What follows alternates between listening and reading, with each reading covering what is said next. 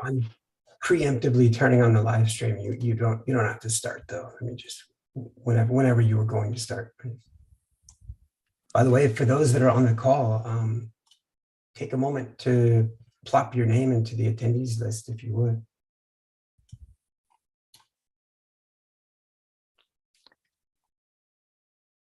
Yeah, cool. Here we go live. So welcome everyone to Meshery Development Meeting. Today is January 25th. So with that, we'll follow our weekly Layer 5 meeting tradition to welcome newcomers in each of every call. So if you haven't introduced to the committee yet, feel free to unmute yourself and do a quick introduction. So I see one or two newcomers in the chat list. So Rudraksh and Gyan. So are you guys joining this call for the first time? So good evening, everyone. It's my first development meeting of Meshery, and I've just started exploring cloud native things.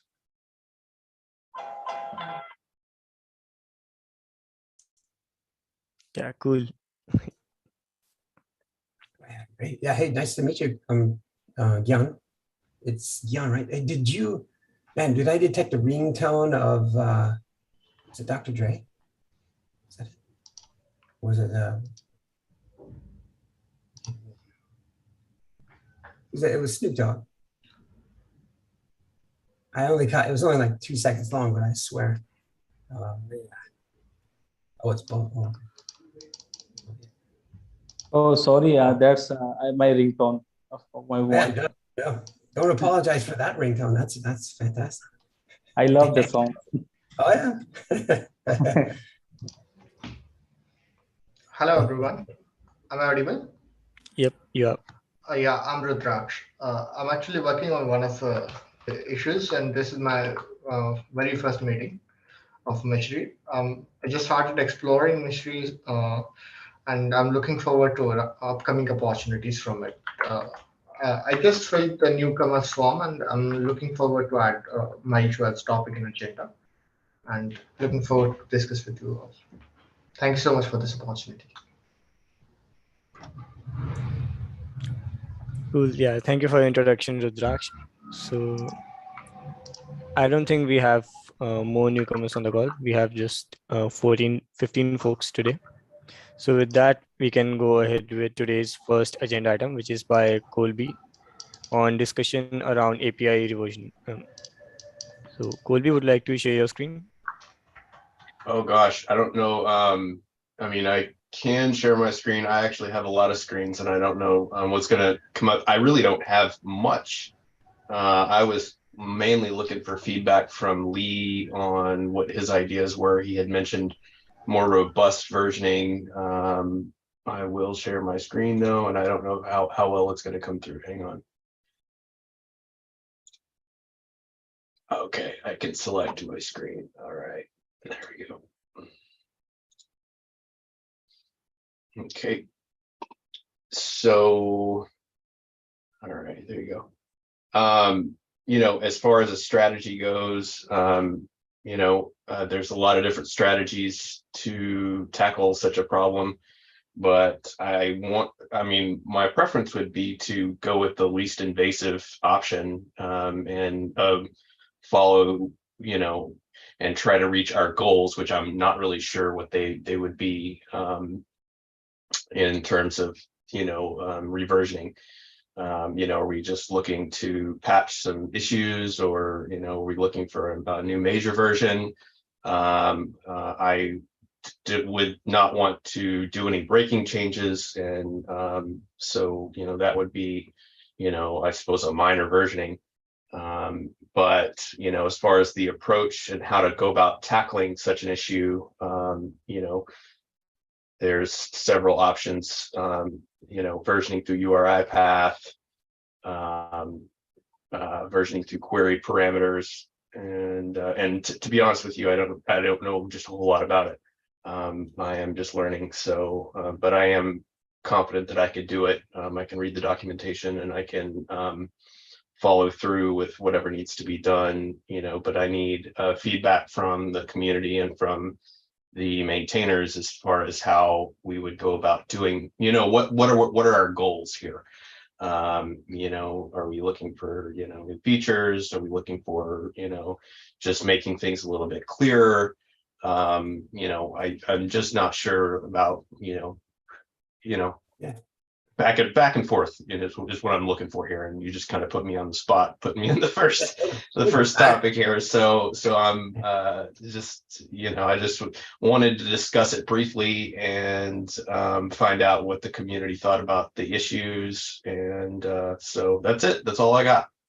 Yeah, dude, I'm just kudos to Colby, by the way, for well, for taking it on, well, like guaranteed in a couple of weeks or whenever we're on the other side of this particular issue. This is the one that Colby is giving some consideration to, is starting to familiarize with, and the challenges here is that, well, he's going to have learned a few things. Probably all of the rest of us will have learned a few things as well, because as he openly goes through his learning, his journey in this particular topic, so will the rest of us. So this is great. Like, what a perfect thing for him to give some thoughts to, much like a lot of the rest of the features or the challenges that are tackled on the projects here. I'll certainly speak for myself and say no single individual can deliver a capability unto their own without, you know, collaborating with others, without other people expressing opinion and beating it up and giving some things to reflect on. And so great. So I'm pleased that Colby is giving this a soft commit, like, hey, I'm intrigued. Lee, can you further describe what it is? It's like, well, what are some of the things that we might do? What's like the one thing that if we did, we could call this complete?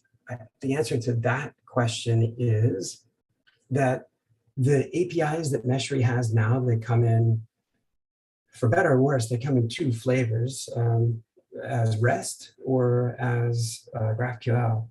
And largely the reason for the delta, or for the fact that we have two of them, that is one, it was easier for us, the project, to get up and going with REST, and for a client like Meshery CTL to talk to Meshery server using REST.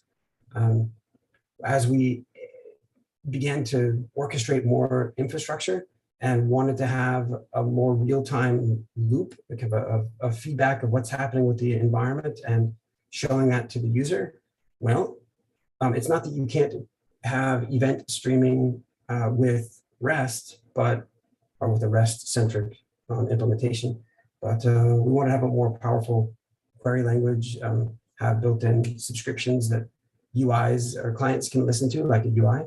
And anyway, so we have two different APIs.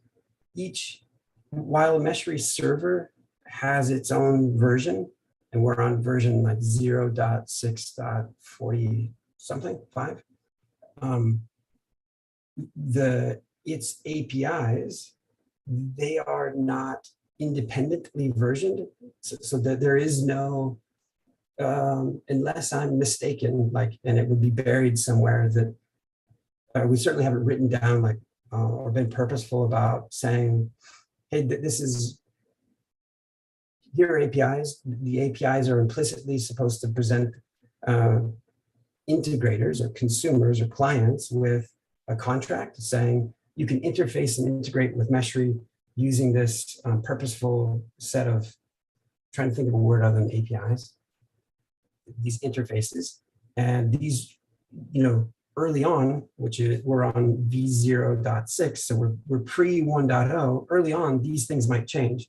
Later, as we hit 1.0 and going forth, they still might change.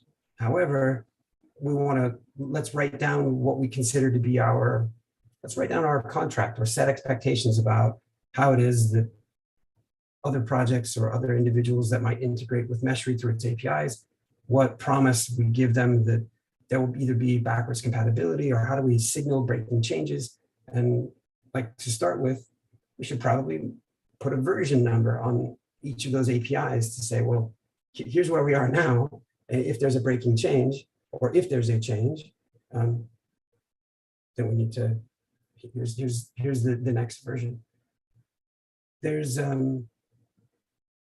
I'll make, no, I won't. I was going to say I'll make this complex for a second, but let me not do that. Actually, make it extremely simple, which is one of the things that Colby just said is, hey, how do you identify the version number of the API? And he was looking at a couple of potential ways of achieving that. One would just be having the API in the URL. I'm on the Meshery playground right now, and one API that's so open and unauthenticated, I believe it's at, let's see, API/system/version. I just realized I have a fan on in the room. So, and I'll turn it off so you guys can better hear. This API system version, well, when you look at this, you get the response back, gives you a timestamp. It says, or this isn't from the API. I think this is from Chrome. This is from the API. This is the response that you get back. Well, this particular API is just talking about the version of Meshery that's running. Great. This is Meshery's version and when it was built or what have you. But there's nothing that I can see here, at least, that indicates to me what version of this REST API is that I'm using. One way of doing that was to put v1 like that, or another way of doing that is as a query string. Or another way of doing that, like Colby was just saying, is embedding that into the HTTP headers. And so that way clients can signal which version of the APIs they'd like to use. So that way the project can signal to clients, hey, there's, there are changes in behavior between maybe this, for example, this system API as it is right now and as it might change in the future. And so, yeah, there's other people on the call that might want to express opinion about just that sort of relatively simple question of like, wait, hey, we should version these APIs as their own component and treat them as a system component. And as each system component comes with its own version. How should we do that?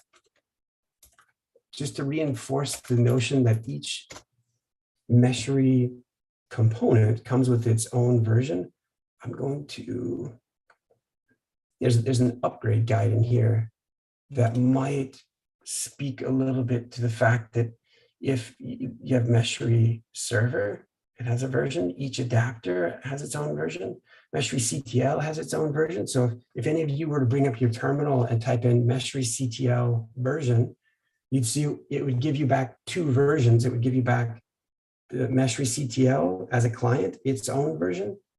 And if it can connect to a Meshery server, it would tell you this is the server version. So anyway, each of these components have their own version, and that plays a role when you go to upgrade and track which, what version of each component it is that you're running. Well, the APIs are quite important. Meshery is an extensible platform. If people want to integrate with the platform, they're going to no doubt at some point be talking to Meshery's APIs. And at some point they're investing time into ensuring that the plugin or the integration that they're writing functions well and is sustainable over time. And if Meshery's APIs aren't versioned and don't hint at when there might be a breaking change, then maybe people stop integrating with Meshery. So that's the context. Yeah, okay, one other thing to, like, as we're sort of rounding out our understanding of the APIs and considerations around them is right now there's a little bit of automation that happens to help programmatically build out these two API references. I realize the font is a little small. For the two different APIs. And you can use the make command to build this to help you rebuild these API docs, or just as a Meshery PR is merged, as a pull request is merged, if there are changes to the API docs, the Meshery docs site will reflect those changes. So these pages, these two pages, or I think they're just one page a piece. None of this is handwritten into the documentation. Rather, it's written into the API endpoints, in this case, in Meshery servers Golang. And the capabilities of each of these APIs is described in comments. And based on those comments are extracted, and these two pages are programmatically built. There's one other thing to bring up and give consideration to as we talk about, as we understand Meshery's APIs and talk about assigning a version number, and then talk about how we should communicate as a project, how we should communicate to others that are integrating with Meshery, what to expect around breaking changes, or what to expect about like standard responses that they would get from a REST call. If it was successful, should they get detailed information back about the particular, results of that invocation? If it was a failure, what should they, like those? Yeah, we've just not shown enough rigor around questions like that as well. So part of what's, hopefully what I just said, part of what I just said is hopefully captured within here, or it's meant to be that we're at the end communicating to people how, setting expectations. There was one other thing I was going to show. It's if you have filled in your community member form, you'll have access to the community drive that has this spreadsheet. It's called Meshery API endpoints.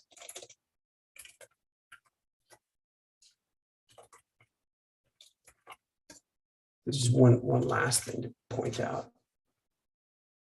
Meshery API endpoints.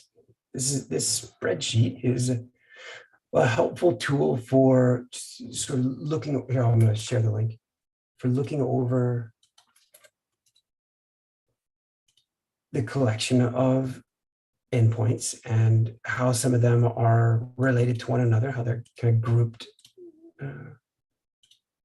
And in the spreadsheet, there's a couple of like this stuff right here needs to be better externally communicated. There's a couple of design principles that the project uses as new APIs are designed. But it's also missing some things, like with respect to versioning or with respect to breaking changes. So good. So I'll pause there and ask. I know Antoinette was giving some consideration to API docs for Meshery Cloud. Ashish has spent time recently cleaning up some of the APIs here in this spreadsheet, but just also in Meshery Server. Do either of the two of you, or do others, start to have a perspective or an opinion about some of the questions that I've just raised about, like, the mechanism by which we would someone can identify the version of the API? Maybe as the first question. Antoinette, did you have anything that you wanted to add? I mean, I think I get where you're driving at, Lee, and I think that we're just seeking a little bit more clarity around the whole situation and trying to express that to potential clients. Antoinette, do you have anything? Sure, yes. So I'm actually glad that somebody else brought it up, because this was actually one of the things that I was thinking about working on, but Lee always telling me just try to work on one thing at a time. So, but yes, I definitely agree. We do need a API versioning for both of the APIs, and Ashish is a very he knows the Go side, and I'm familiar with the GraphQL side. So I believe that we'll be. I saw on the issue. I believe that me, Ashish, and even Abby and a couple other individuals will be able to help you to get this set straight if everybody else agrees. So.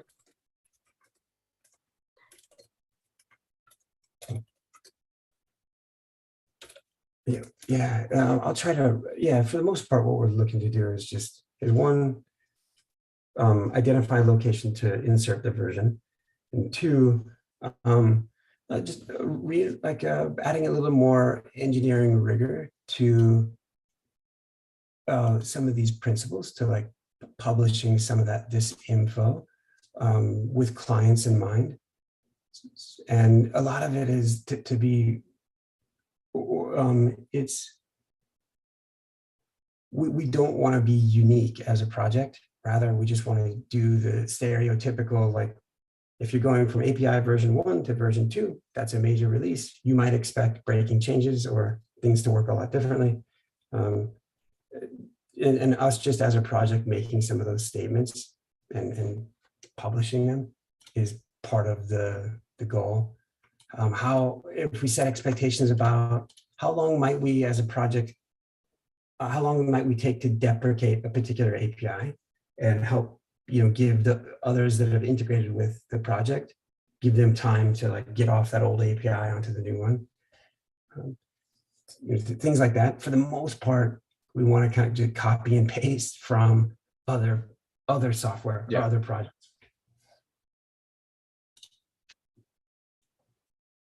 Ashish, do you got any feedback in short amount of time? I don't want to take up too much time here. No, I don't think so. Lee has covered most of the stuff, and we Okay. can continue the discussion on the issue that has been created. Great. Thanks for the time.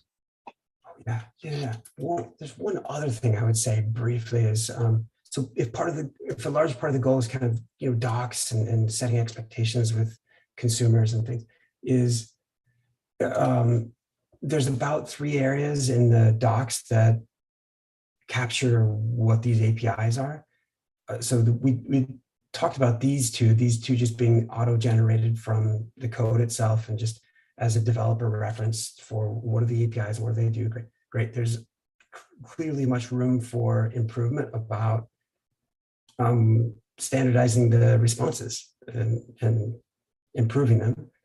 But there's a third section here. It's under extensibility, which makes a lot of sense.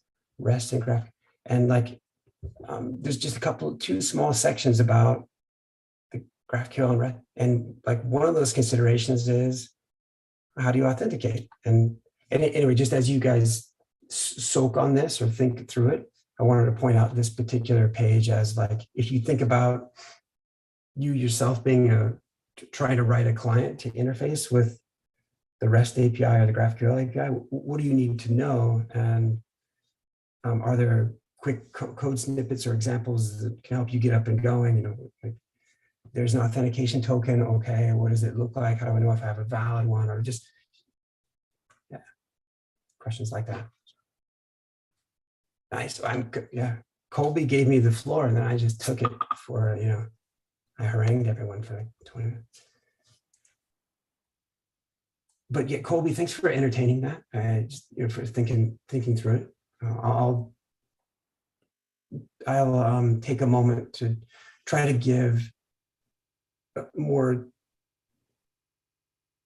direct questions inside of that issues description, because they're fairly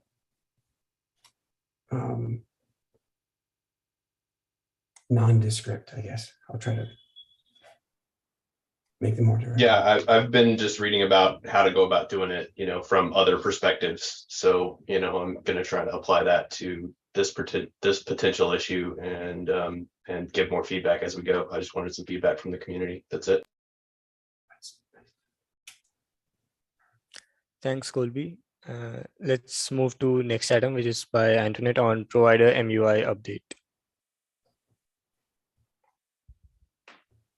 Okay, so my latest update for provider Yuri, sorry, provider Yuri, is that I had to go back and redo the layout, and for some reason the drop down menu was pointing upward, but then after some testing, I also realized that if you resize the window, it was actually pointing downward correctly. So I said, okay, well, let me just scratch the whole thing and then just start from the beginning and see where, you know, the issue was coming from with the drop down. So I was able to, I do have a screenshot on that particular issue, but it doesn't include the full one, which I'm actually getting the full page, how it looks. Right, so now it looks completely different. This is supposed to show the drop down. Oh, I forgot to add that back on there. Okay, so that's my current update.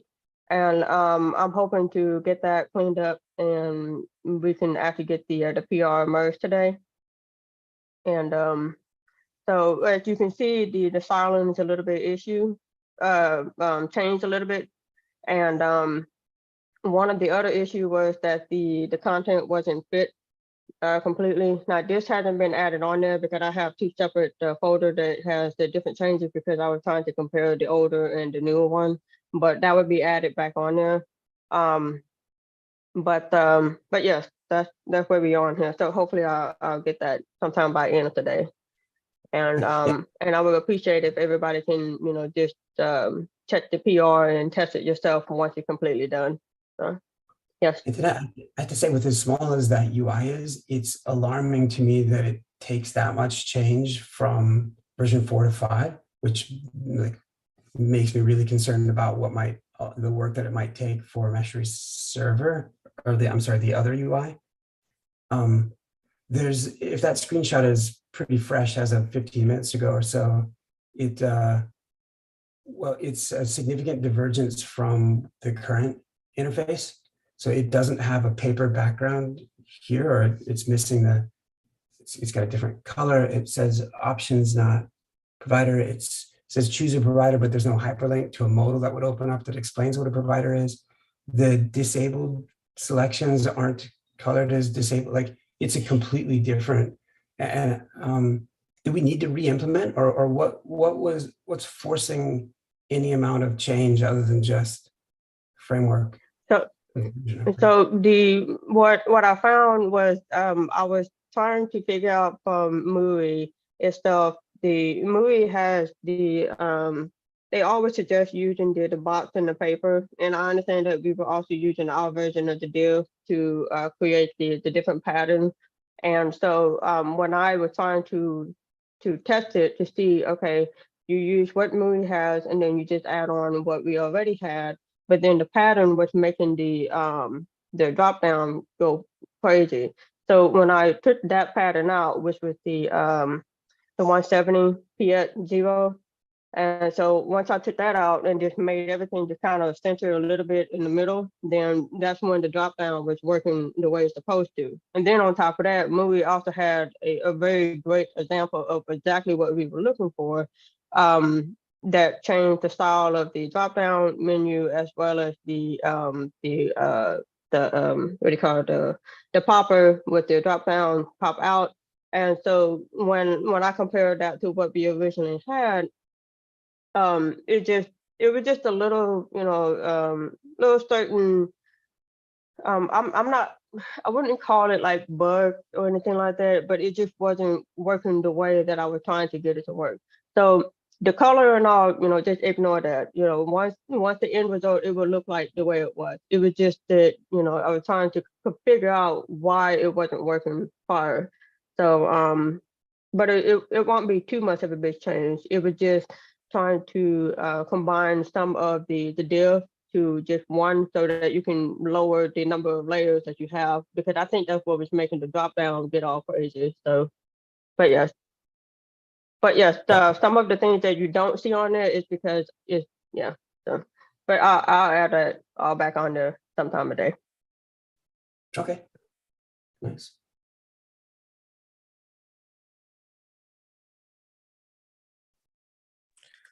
The only other update that I would just say that I am working on the Yuri, but I'm helping Abby with that. But I understand Abby has been busy with some other things. So I think with my latest commit, it might have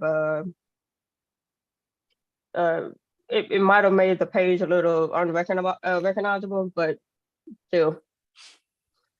With if anybody else would like to contribute to it or learn from it, just let us know and we can help you understand what we're trying to do.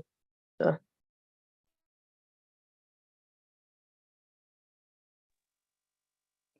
Cool. Any other feedback for Antoinette?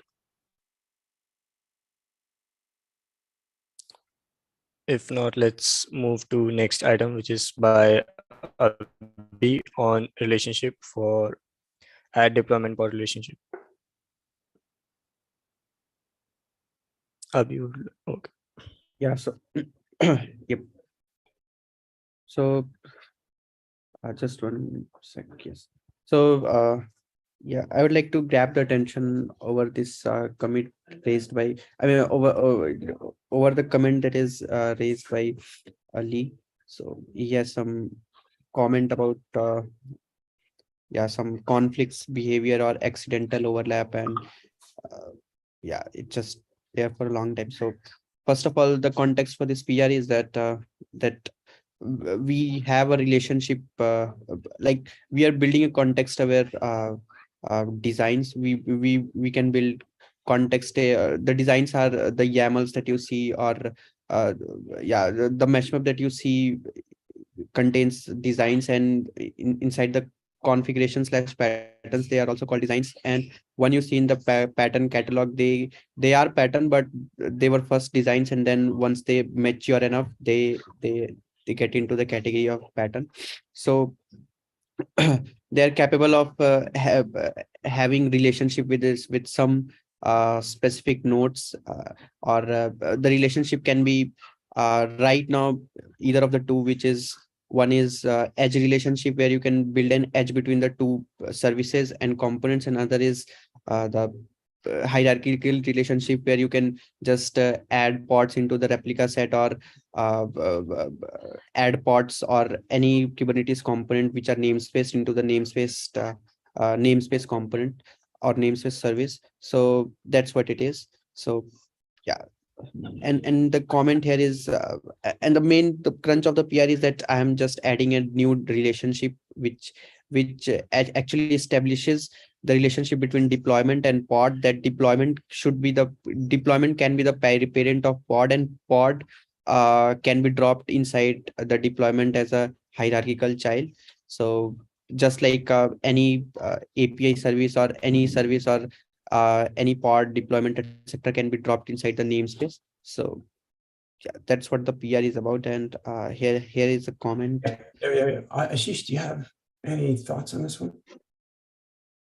Yeah, I have a bunch of thoughts. Like the first thing that you have pointed out is that the deployment only has spec for one pod, you can say.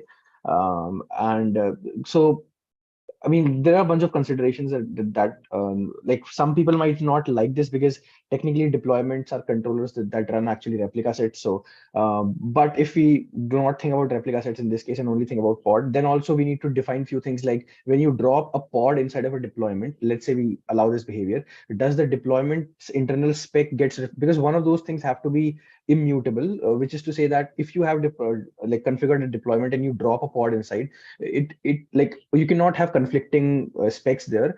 You can only have one pod spec. So given that, either deployments need to either the pod would become immutable and all the pod would inherit all its specification from the deployment, or it can be vice versa. If you haven't filled the deployment, then and if you drop a pod into a deployment, then it will basically the internal spec would be off the pod, and then a few other fields like metadata and then selector fields which actually map it back will automatically fill those. So we need to so there is a discussion there that what's the like what would dictate what, and because we cannot be totally flexible with these two things, because these are not unlike namespace. Dropping something inside of namespace, those are orthogonal things. So there you just define that there is a hierarchy and not much needed to be said there. But here there has to be constraints, and we have to define those constraints, and we can get opinionated about those constraints depending upon what approach gives the because one thing to like while configuring the designs, one thing to note is that users like the less fields they have to fill in, the better the design is, the better the less data they have to fill in the form, and more automation that there is. So while defining these constraints, laying these constraints, we have to keep in mind that which one of those allows like much more automation. Because if you drop a pod into a deployment and some of the fields go away and you have to refill those fields, and that's also not a desirable thing to do. So I don't have a strong opinion right now on this thing, but yeah, we're not. This discussion isn't really facilitating it. Isn't really presenting the salient points, I think, for the rest of the community to like. Maybe Abhi, the thing to do is to send out some notes that people can consider. Yeah, I don't know that anybody's got the right context for this. I'll take a 60-second stab at trying to do that for everybody, which is a lot of times we'll talk about this. One of the architectural frameworks used within Meshery is referred to as mesh model. Anyway, it's a way in which we allow users to configure their infrastructure. Each of these inside the model are any number of components, and some of those components describe how to configure Kubernetes, something like a deployment and a pod, which is what Abhi's looking at. What Abhi's trying to do is a very good thing of helping users configure Kubernetes infrastructure in as few steps as possible. One of those ways being that if you're configuring a deployment construct, or you're configuring a Kubernetes pod construct, that if you've already invested in describing a Kubernetes pod, like what container image it's supposed to run, I don't know, what port it's supposed to have open, and everything else.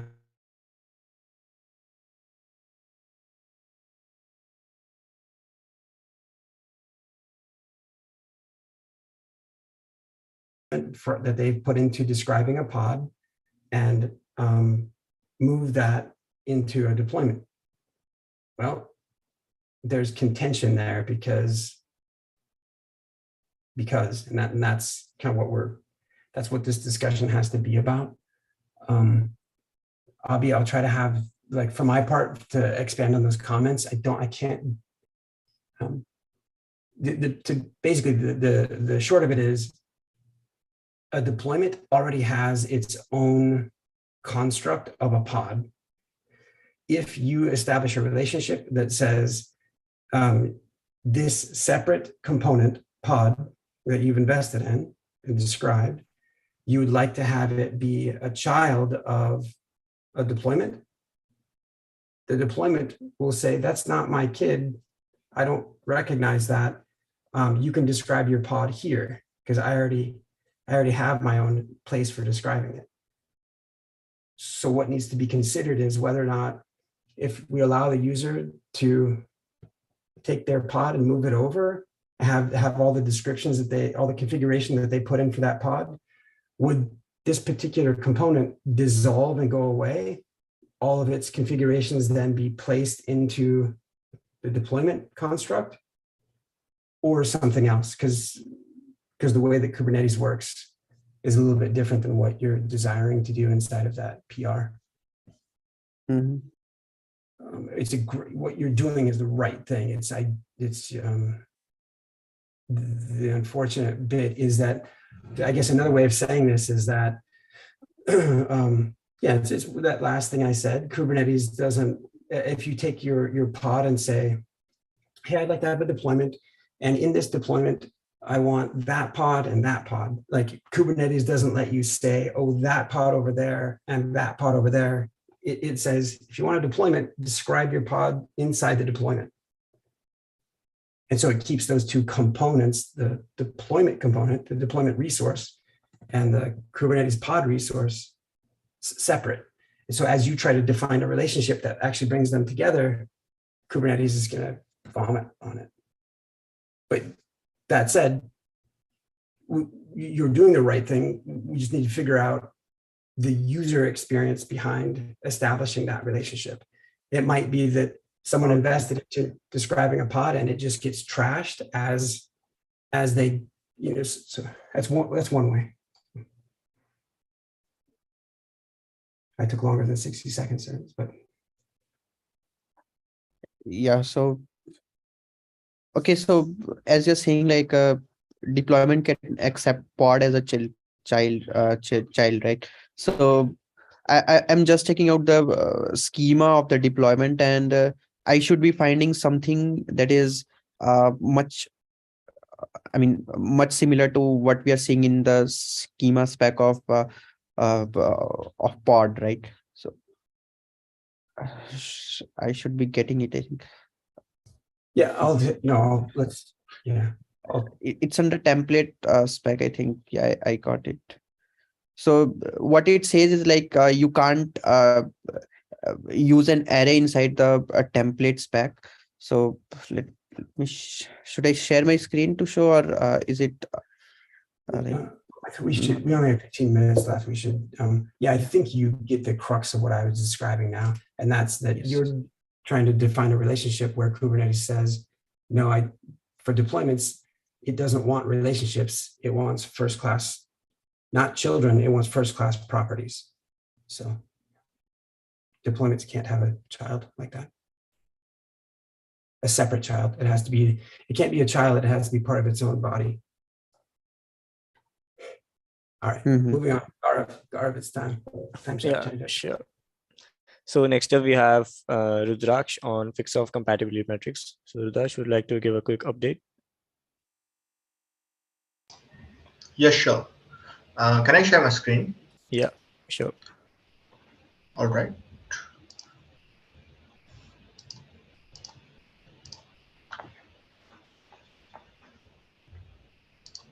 Can you guys see my screen? Yeah, it's visible. All right. So this is basically a small PR. So it's a fixed compatibility issue. So here the Kubernetes version column is not sorting. So I could see that someone already worked on here, making. I also come up with the same logic. So what he did, so actually he just sort the group by function was being used, and he just sort k8's version and reverse. He just did that, but there was a comment that it wasn't working. That's why I thought that might be replacing group by function with sort by will sort this issue, but actually as Aditya told that it actually breaks the entire code, and it's actually not working as expected. The compatibility matrix it's broken because of that sort by function. So I'm looking forward to like what we can do ahead. So could you please suggest something? So can we use some logic in the with using HTML tables or something like that in the README file to sort this issue? Yeah. Hi, Rudraksh. So what Abhi did, that this commit that you are like showing. So it's the logic here is like correct, right? First, we group the collections with k8's different k8's version, and then sort it according to different k8's version, right? This logic is perfectly fine, but where the problem comes is that Jekyll, when it starts to sort, it works perfectly if the string is perfectly a string or it's a perfectly a number. So since our version is like a mixed combination of string and numbers, right? So that's where the problem is coming. Yeah, it is like we or then 1 plus 2. Yeah, and so one approach would be to typecast the string into a integer and then sort it. Yeah, that would be one of the like one approach. And I guess yeah, that's the only thing that's missing, or that hindering us from sorting it properly. Like typecast it through string to make it like an integer and then use the sort function. All right, so I'll look for the options that how we can Yeah. typecast that particular thing and use this for this kind of syntax only, like Yeah. minimally. That's That's one of not the others options can also be there. Like you can research on that also. But yeah, sure. this particular approach is like it's good. It should Yeah, I work. hope to come up with a PR very soon after applying that logic. Thank you so much for letting me know. Yeah, sure. Yeah, welcome. I'm stopping my screen sharing. Thanks. Yeah, thank you for your update, Rudraksh. Thank you. Moving on to next item, which is by Subiri on proper sorting of Kubernetes version. Subiri would like Yeah, to. this was the same topic like I was going to explain, but Rudrash already is put there. Yeah. So I explained like what the issue is and how I was Yeah. trying to like say what approach we can do, but yeah, I already said that. Okay, I wasn't sharing my screen. Yeah. So let's move to Pranav's item on mesh model summary on Meshery settings. Yeah, I'll quickly go over this because like it's already merged and we have discussed this in the last meeting as well. So really quickly, like if I want to summarize, that is like mesh model is a way of like using different models in extensible way. Like earlier we were using key value pairs and different in-memory ways of like storing data. Currently, now we have moved to mesh model wherein we have a new way of defining different models, whether it's different components or it's different relationship which Meshery supports. And we also use database now. So like there was an ask in which like there was an ask in which we had to like show a summarized view of different registered mesh model components. So like I did that, and then we were like it was asked to move it to a setting space so that like it was not really required to be that explicit that it's in dashboard. So I moved that thing. If I go to settings page now, so there's a new tab that is mesh model summary, and in that we can see our all registered mesh model components, and we can always like switch between relationships, registered relationships, or components at the same time. So like this is already merged contested out on your latest Meshery Edge release. So yeah, any questions about this one? Like any quick questions?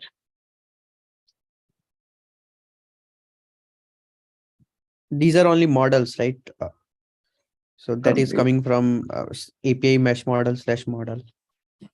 Right? Yeah, yes.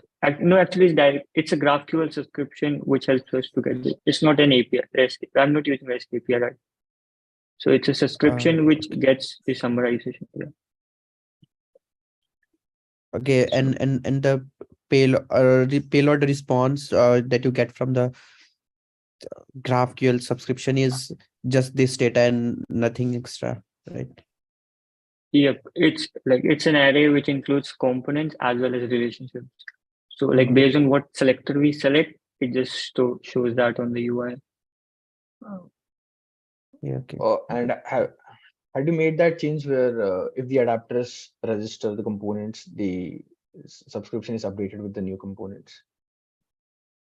Yeah, I actually like moved. I did move like the publish function to all the different areas in which you asked me to do so. Okay. So, Okay. Good. yeah. By the way, the last comment question that I have is like what the count dictates here. Like what does it mean? The count column. Count. Okay. Yeah. Count basically means that how many different versions of this particular component we have registered in a database. So like For this Valero, two there basically is means 5%. Oh. yeah. Yeah. Probably we might need to like update a little bit so that it's little clear about what count means. So the that's the meaning of count right now. Mhm.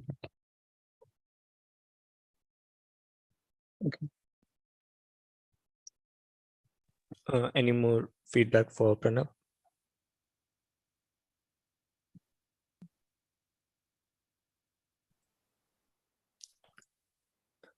Yeah, thank you, Pranav. So let's move to next item. Yeah, bye. Okay. Assuming my screen is visible, my first item is new mesh map designs. So I added 4 new mesh map designs. If you we have this cloud native catalog where these Ashish, like sorry to interrupt, but part of the way of referring to it is as these are Meshery designs that people can import and use in the design configurator, or they can. Yes, yeah, because usually, I ill referred these as mesh map designs. These are Meshery designs, so you can use them with mesh map, or you can directly use them on your Meshery design configurator as well. There are 4 designs. I'm using Playground, and on Playground we have mesh map available. That's why I'm showing it. That's why I said mesh map. But yeah, you can, if you have Meshery running, you can use design configurator to. If you log in, you'll get access to the new designs that have been added. These are pretty simple designs so that people don't have a hard time deploying them. So you can if you log in, whether you're using mesh map or using design configurator. In this case I'm using design in this case I'm using mesh map. So there is one which is the emoji auto app. These are just Kubernetes components, so you don't need to have your adapters running to be able to deploy them. There is one that I just runs the cron job. There is one about the book info app that comes out of the box from Istio. There are a few Meshery specific applications that are added over here. Otherwise, I won't go over what these applications are, but yeah, and yeah, so these are 4 designs I just wanted to quickly point out, so that if you have, so users will now have some content. Like we already had one design which was just an installation of a Istio service mesh, but now we have like 5 designs now. So out of the box you can have something to play with. You can play with these things in mesh map by cloning them, or you can use design configurator again by cloning them. You cannot directly edit public designs, so you have to clone them, and then you'll get your own copy and you can play with them. That was just a quick update. Anyone has any questions? Or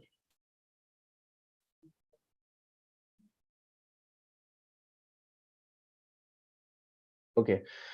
The next are this pull request was merged, and this was about this was about adding and removing few things, which is that uh, as Abhi and Pranav already talked about what mesh model components are. So this PR allows duplicate mesh model components to be registered, which is to say that okay, I just have 4 minutes left, so I won't go over each of the details. But yeah, the database queries have been improved over here, and few of the constraints have been lifted off, so that we can have duplicate. It's a fine. We don't have to cover every PR that comes up. This isn't helpful. Okay, yeah, you're right. I think I should skip over this discussion as well, because I don't think in 4 So Abdullah is up next.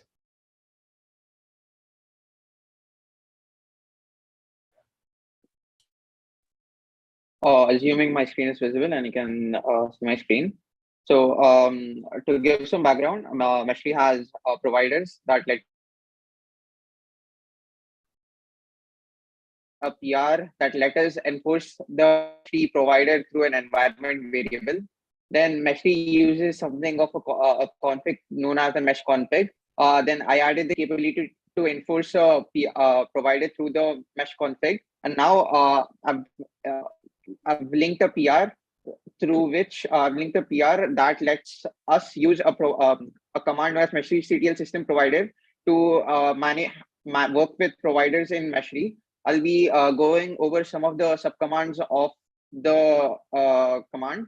So firstly, this is the base command, and so we basically have 5 subcommands. We have view, view to view the current provider, list to list available providers, set to set the provider, read and switch to set the provider and redeploy Meshery, and reset to reset the provider to the default value that we have. I'll be so I have run some of these commands before to save time. So list would look like this. The way list works is Meshery has an endpoint at /API/providers, and if a Meshery server is running, it queries that endpoint and lists available providers. This is what list looks like. Similarly, we have view, and view has we can view the provider for the current context as well as for all our contexts. So this is my mesh config. Currently, I have 2 contexts, local and a test context. In local, we have none as a provider. Test one, we do not have the provider field, so it shows up as nothing is visible.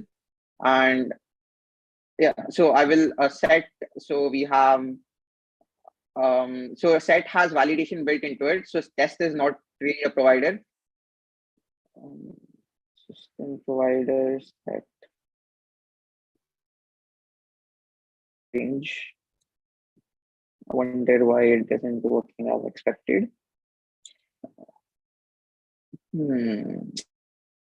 I think I can't seem to figure out why it isn't working when I'm demoing it. Wait, let me check. Oh, it's because you're demoing it. That's why it's not working. And maybe I wonder if System provider. You have CD. I've tested it. Oh. Acha, got it. Yeah. Meshery CTL system provider set test. No, okay. Come on, CD Meshery CTL. Yeah.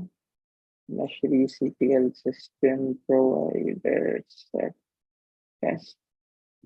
Okay, so this is what it looks like for an invalid provider. And suppose if I were to set it to Meshery, we can see that whatever none got changed to Meshery. We have a reset. So by default, when you do not have a mesh config and the mesh config is generated, the context that is generated does not have this provided field. And reset basically mimics that. Let's suppose you switch the provider around a couple of times and you want to go back to make your context to what it was originally, you can use the reset command. So if I were to use the reset command,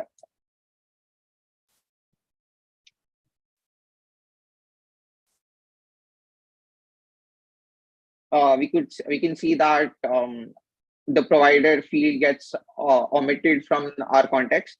And okay, need to switch directories.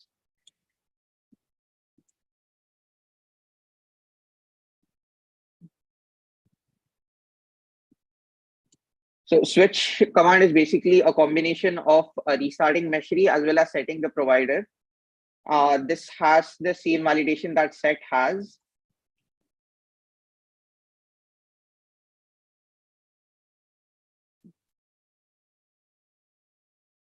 Provided gets set to Meshery. I will not redeploy Meshery because it takes a lot of time. One more thing that I wanted to demo was the set, switch, and the list commands are dependent on the /API/provider endpoints. So if suppose the Meshery server wasn't running, the Meshery CTL will be unable to access those endpoints. So I've handled those cases as well. I'll be demoing how that works.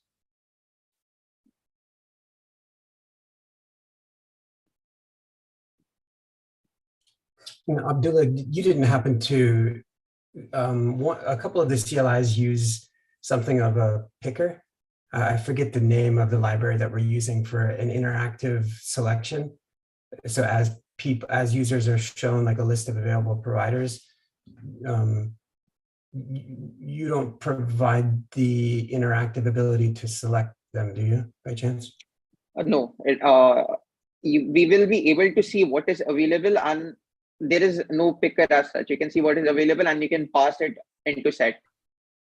Oh, okay. And Meshery, so Meshery has stopped running now. So this is what a list would look like if it is unable to access that endpoint. It basically gives a message saying that it is unable to fetch the provider. We have to either start Meshery or go to this. So this links to the providers page that we have in the Meshery docs that gives us the list of the available providers. As for view set, okay, this is how set would work. So let's suppose if I were to set something, a provider that does not exist, like test, for example, it gives us the message that it is unable to verify the provider, and gives us the same link as before to where we can go and check if it is a valid provider, but it actually sets the provider. However, if Meshery server was running, this this what happened, like this would happen basically, and it does the same for a valid provider as well. And yeah, that's pretty much it. Switch works the same way as well. Yeah, that's it from my side. Does anyone have any feedback, comments, or questions? Yeah, I have a quick one. If hey, great job on great job, but also great job on this last item that you were just showing about, you know, letting the user know that this provider can't be verified, but okay, you asked for it, so the CLI will make that configuration. It might be, if you would reflect on, there's one other area that uses a force flag. I think what you have is fine. You might consider, though, augmenting that behavior slightly to inform the user that this provider can't be verified and as such wasn't configured, but at the same hand, on the other hand, also support a force flag, like -- force, to just override that. And then, just food for thought. I don't know that if you reflect on the other force command, then you can you can decide whether or not you think it's good to reinforce consistency, using a force flag, or if you think what you've got right now is ideal. Thinking about it, now that I think about it, I think a force flag would be a much better way to go about it. So I'll be looking into incorporating that. Anybody else have feedback? I think Abdullah, I think it's fantastic the way that you're able to independently do this. So this is your second iteration. So, I mean, in this area now, you're bringing forth a whole new subcommand, and then all of the actions beyond that. And so it's really cool to see.